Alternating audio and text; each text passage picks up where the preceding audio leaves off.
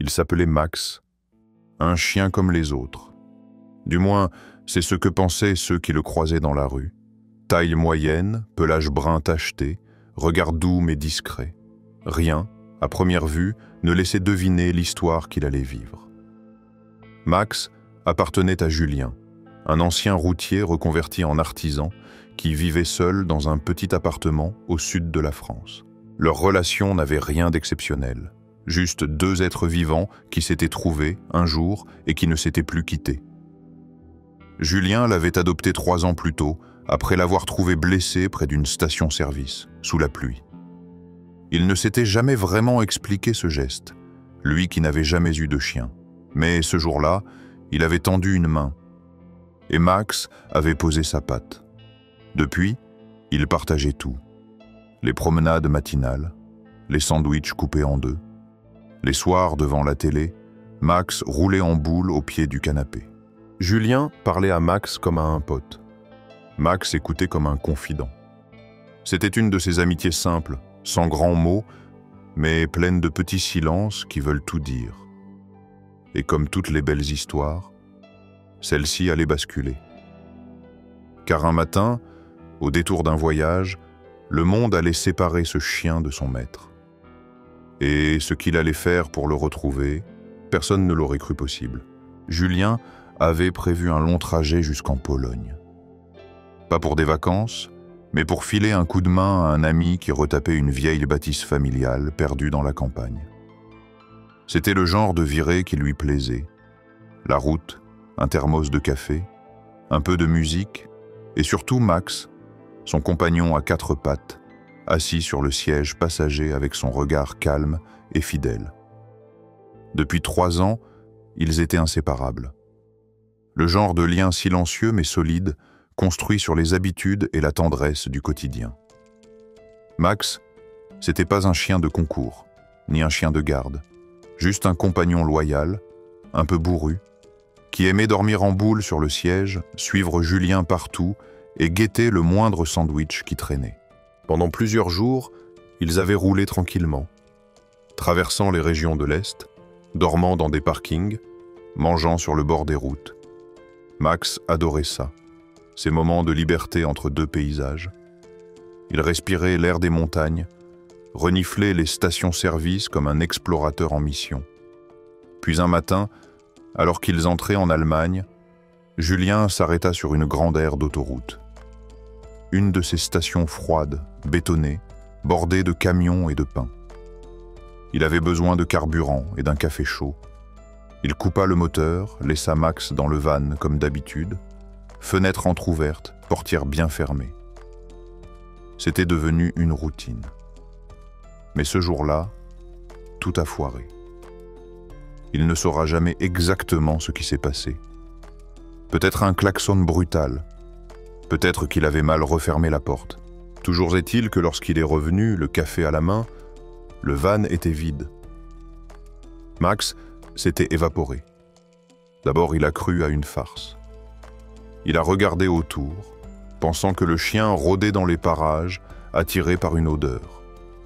Il l'a appelé calmement, puis plus fort, puis en courant. Il a fouillé les buissons, la station, les alentours. Il a interrogé des chauffeurs, des touristes, des employés. Personne n'avait vu Max. Pas une trace, pas un aboiement. Le temps s'est figé. Julien est resté sur cette aire pendant 2 jours, dormant dans le van, scrutant les alentours, les yeux rouges à force d'espérer. Il a imprimé des photos de Max, les a accrochées un peu partout, avec du scotch et des punaises rouillées. Il a contacté des refuges, la police locale, même les vétérinaires du coin. Rien. Et au bout d'un moment, il a dû se rendre à l'évidence. Il ne pouvait pas rester là éternellement. Il est reparti, le cœur serré, les mains tremblantes sur le volant. Le trajet, jusqu'en Pologne, fut le plus long de sa vie. Max lui manquait à chaque kilomètre. Il avait l'impression d'avoir abandonné son propre frère. Mais ce qu'il ignorait, ce qu'il ne pouvait même pas imaginer, c'est qu'au moment même où il passait la frontière, Max, de son côté, venait de se lancer dans une traversée bien plus folle encore. Une odyssée silencieuse, à travers 7 pays portés par un seul instinct. Retrouver son humain. Max avait paniqué. Le bruit, les klaxons, les odeurs inconnues, le vrombissement des camions, tout s'était confondu dans sa tête. Il avait sauté du van sans réfléchir, guidé par une alerte purement animale, une peur brute. Et maintenant, il ne comprenait plus rien. Il courait dans un monde qu'il ne reconnaissait pas. Les voitures filaient à toute allure. Les voix humaines étaient trop fortes, trop rapides, trop agressives. Il n'y avait pas Julien. Il ne reconnaissait pas l'odeur du sol, ni celle de l'air. Rien ne ressemblait à ce qu'il connaissait. Son cœur battait à toute vitesse. Il avait l'impression de s'être coupé du monde, comme s'il était tombé d'un coup dans une autre réalité. À la tombée de la nuit, il s'est caché derrière un conteneur rouillé, sous un talus de gravats près de l'aire d'autoroute. Il tremblait, pas seulement à cause du froid, mais à cause de cette sensation que tout avait basculé. Le silence de Julien lui manquait. Sa voix calme, sa présence, l'odeur de ses vêtements. Rien de tout ça n'était là. Il a dormi par à-coups, les sens en alerte, le nez collé au sol, à renifler les moindres traces. Le lendemain matin, il a erré autour de la station. Il reniflait chaque trace, chaque herbe, chaque recoin de bitume. Il tournait en rond, comme un enfant perdu dans un supermarché, espérant que Julien ressorte de nulle part. Mais rien. Les gens passaient à côté de lui sans prêter attention. Certains le regardaient d'un air méfiant, d'autres tentaient de l'approcher, mais il fuyait à chaque fois. Ce n'était pas eux qu'il cherchait. C'était lui, Julien, son humain. Alors, à un moment donné, quelque chose s'est passé dans sa tête. Un déclic, une direction, une mémoire profonde, viscérale. Il a levé le museau, senti l'air, tourné légèrement à l'est. Et il s'est mis à marcher, pas au hasard, mais comme s'il savait. Comme si, quelque part au fond de lui, une boussole invisible venait de s'activer. Il ne savait pas ce qu'il allait traverser. Il ne savait pas combien de jours, ni de kilomètres. Mais ce qu'il savait, c'est qu'il devait rentrer. Retrouver Julien. Il n'avait que ça en tête. Alors Max s'est mis en route, et rien ne l'arrêterait. Le premier pays que Max a traversé, c'était l'Allemagne. Mais lui, il ne savait pas ce qu'était un pays, ni une frontière. Pour lui, tout avait simplement changé. Les routes étaient plus larges, les bâtiments plus massifs, les gens plus pressés. Il avançait à travers des banlieues, des forêts étroites, des parkings vides. Parfois, il trouvait un sandwich à moitié mangé, une boîte de conserve tombée, un sac éventré. Il mangeait ce qu'il pouvait. Il ne choisissait pas, il survivait. Le jour, il marchait. La nuit, il se cachait. Il a dormi dans une benne à ordures, sous une bâche, entre 2 palettes derrière un supermarché. Parfois, il s'endormait sous un vieux camion secoué par le vent et les vibrations de la route. Il commençait à perdre du poids. Son regard changeait, moins de douceur, plus de tension. Il faisait confiance à personne. Il croisait des humains, souvent. Certains tentaient de l'approcher, tendant la main, appelant doucement. Il les fixait, le regard bas, puis s'éloignait. Il ne voulait pas d'eux. Il voulait Julien. Une nuit, dans une petite ville grise, un groupe d'ados l'a poursuivi. Il criait, riait, lançait des cailloux. Il a fui à travers un terrain vague, s'est pris une clôture en grillage, s'est entaillé la patte avant droite. Il a continué quand même, en boitillant, le souffle court.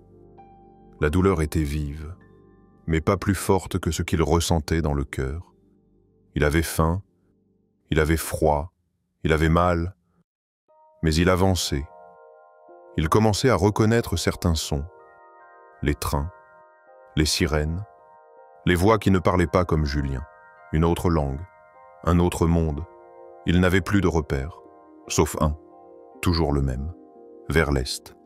Il sentait, il ne savait pas comment, mais il sentait. Et alors qu'il atteignait les premières collines d'une région plus boisée, il a aperçu au loin les lumières d'une nouvelle ville. Il ne savait pas que ce n'était que le début, qu'il lui restait encore 6 pays à traverser, des montagnes, des forêts, des pièges, des tempêtes. Mais il a continué, parce qu'un chien n'abandonne jamais celui qu'il aime. Les jours passaient et Max devenait une ombre. Son pelage s'était terni, ses pattes saignaient par endroits, et sa démarche était plus lourde. Il ne marchait plus avec la légèreté d'un chien libre, mais avec la lenteur d'un survivant. Chaque matin, il se levait avec peine, le corps engourdi par le froid, les muscles tendus par l'effort, les coussinets brûlés par l'asphalte.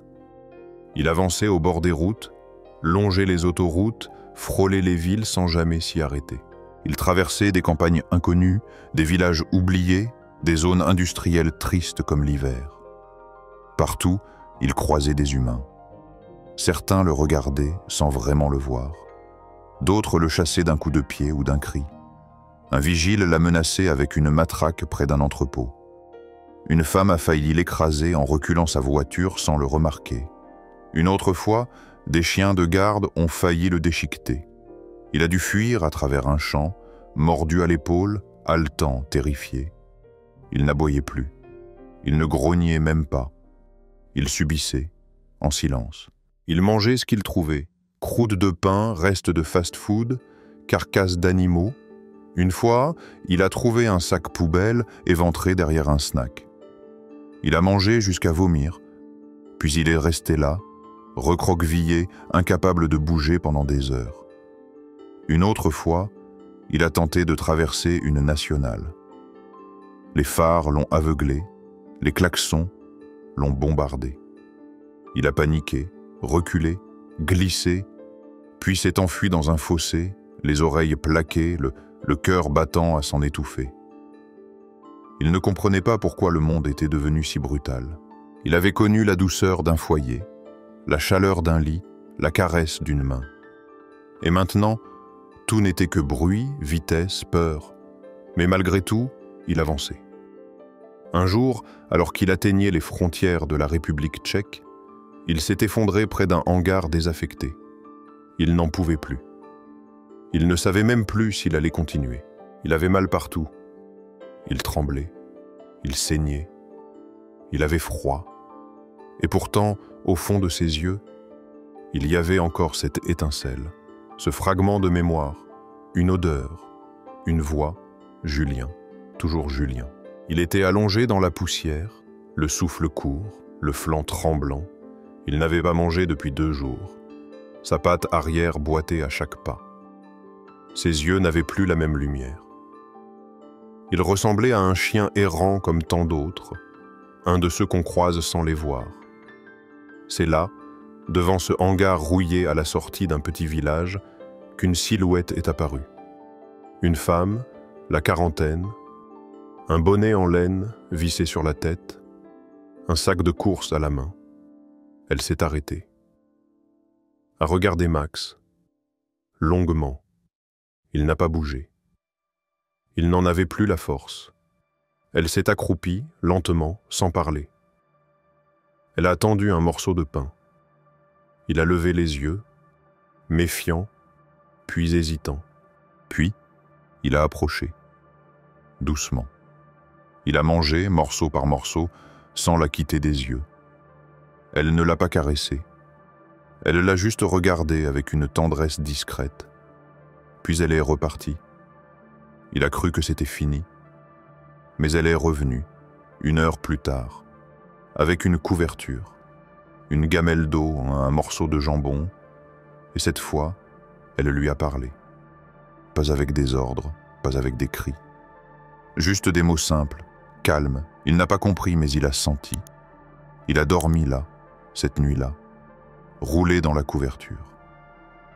Pour la première fois depuis des semaines, il s'est senti presque en sécurité. Elle s'appelait Anna. Elle vivait seule, avec 3 chats, dans une petite maison au bout du village. Elle ne cherchait pas à le garder. Elle l'a juste soigné, lavé, nourri. Elle a désinfecté ses plaies, retiré les épines de ses coussinets, coupé les nœuds de son pelage. Il est resté 3 jours chez elle. 3 jours de calme, 3 jours de silence. Mais au matin du 4e, Max s'est levé, a gratté doucement la porte et s'est assis devant le portail, regardant l'horizon. Anna a compris. Il n'était pas un chien perdu. Il était un chien en mission. Alors elle l'a pris dans ses bras une dernière fois et lui a glissé autour du cou une petite clochette en cuir pour qu'on le voie. Puis, elle a ouvert le portail et Max est reparti. Comme si rien ne pouvait l'arrêter. Comme si son cœur tirait son corps à travers l'Europe. Il n'avait plus de force, mais il avait une direction. Et il la suivrait jusqu'au bout. Cela faisait plus d'1 mois que Max marchait. Chaque jour, chaque nuit, il avançait. Il n'avait plus de notion du temps. Il ne savait pas combien de pays il avait traversé, combien de rivières il avait franchies, combien de routes il avait longées. Son corps était plus maigre, ses muscles plus durs, ses pattes marquées par la distance. Mais il n'avait pas ralenti. Et ce jour-là, alors qu'il entrait dans une région vallonnée du sud-est de la France, quelque chose a changé. Ce n'était pas un lieu précis, c'était une odeur, une sensation, l'air. Il y avait dans le vent quelque chose de connu, furtif, mais suffisant pour qu'il relève la tête et s'arrête. Il a senti, longtemps, puis il a continué, plus vite. Il s'est mis à courir. Pas longtemps. Son corps le rappelait à l'ordre. Mais il trottait, les oreilles droites, les yeux vifs. Il reconnaissait des sons, une cloche d'église, le ronronnement d'un vieux bus, une sirène de train lointaine. Tout lui paraissait familier, sans qu'il sache pourquoi. Il croisait des rues qu'il avait vues sans y prêter attention. Il sentait des arbres qu'il avait déjà marqués, des chemins qu'il avait déjà suivis. Il ralentissait parfois, regardait autour de lui, comme s'il cherchait un détail, une trace, un signe, et plus il avançait, plus il marchait droit. Comme s'il n'avait plus besoin de chercher. Il savait. L'odeur était là, fendue dans l'air comme un fil invisible. Une odeur qu'il avait gravée en lui depuis des années. Une odeur de bois, de savon, de vêtements usés, de mains humaines. Julien. C'était Julien. Il en était sûr. Il l'avait perdue, cette odeur, il y a des semaines, sur cette aire d'autoroute maudite. Et maintenant, elle était là. Plus forte, plus pure. Elle guidait chacun de ses pas. Alors il a continué. À travers les ruelles, les passages piétons, les trottoirs gris et les barrières rouillées, il avait faim, il avait mal, il était épuisé. Mais ses yeux brillaient, et son cœur battait comme au premier jour. Il est arrivé devant l'immeuble en fin de journée. Le soleil descendait lentement derrière les toits, étalant une lumière dorée sur les façades en pierre. Max s'est arrêté au pied des marches. Il a levé les yeux. Il connaissait ce lieu. C'était ici. Il en était sûr. Tout en lui, le lui criait. Le béton, l'air, l'odeur. Il a monté les marches lentement, une par une, comme si le moindre bruit pouvait briser la magie. Arrivé sur le palier, il s'est assis. Il a attendu, sans bouger, sans aboyer. Il a juste posé son regard sur la porte. Et quelques minutes plus tard, elle s'est ouverte, Julien. Les cheveux un peu plus longs, le regard fatigué, un sac de course à la main. Il a d'abord reculé, surpris par la silhouette assise devant lui. Puis il a figé. Son cœur s'est arrêté, ses yeux se sont agrandis. Il a laissé tomber le sac. Le verre a explosé sur le carrelage. Il n'a rien entendu. Il n'y avait plus de son, plus de pensée. Juste lui. Max. Couvert de poussière, amaigri, blessé, sale, mais vivant, là, devant lui. Le même regard qu'il avait connu 3 ans plus tôt, quand il l'avait ramassé sous la pluie. Max n'a pas bougé. Il le regardait, droit, intense. Et alors Julien s'est effondré. Il s'est mis à genoux, il a ouvert les bras, et Max s'est jeté contre lui. Pas comme un chien surexcité, mais comme quelqu'un qui rentre chez lui. Il a posé sa tête contre sa poitrine. Julien l'a pris dans ses bras comme on serre un frère qu'on croyait mort. Il n'a pas parlé. Il pleurait, silencieusement. Et Max restait là, les yeux fermés, le souffle lent, le corps collé contre celui de son humain. Ils sont restés comme ça longtemps. Le monde pouvait bien s'écrouler. À cet instant, il n'y avait plus rien d'autre. Juste un homme et son chien. 2 âmes qui s'étaient retrouvées après avoir traversé l'impossible. 2 êtres qu'aucun pays, aucune frontière, aucune distance n'avait réussi à séparer. Julien a murmuré son prénom, une fois, la voix brisée. Et Max, pour la première fois, depuis des semaines, a remué la queue.